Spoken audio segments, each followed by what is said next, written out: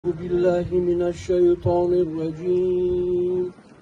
بسم الله الرحمن الرحيم.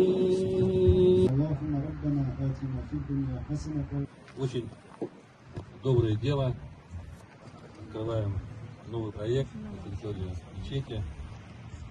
Проект Чишма. Вода, которая будет доступна для всех. Любой может приехать, взять воду, любой путник, любой человек. И это очень важно. Таких проектов по району у нас много, но есть еще где нам нужно устанавливать такие родники.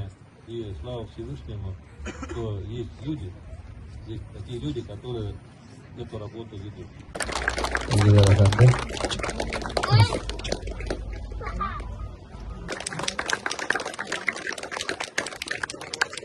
Hürmetli Xəbay, sizə big zor rəhmət, sizin komandagızga, менә шулай халкыгыз белән бергә, халык өчен тырышып эшләүегез өчен бик зур рәхмәт. Аллаһ Тәгалә сезгә саулык, сәламәтлек насыйп итсен, гаиләгездә иминлек булсын. Шулай халык белән бергә, аларны ишетеп, аларны тыңлап, аларның фикерләренә кулак салып, ярдәм итеп яшәргә сезгә Аллаһ Тәгалә зур көчләр бирсен.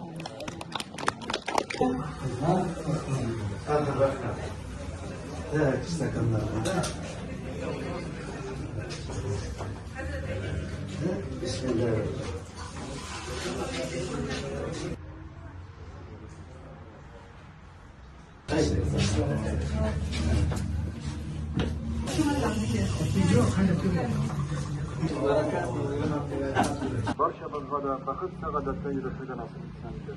Allah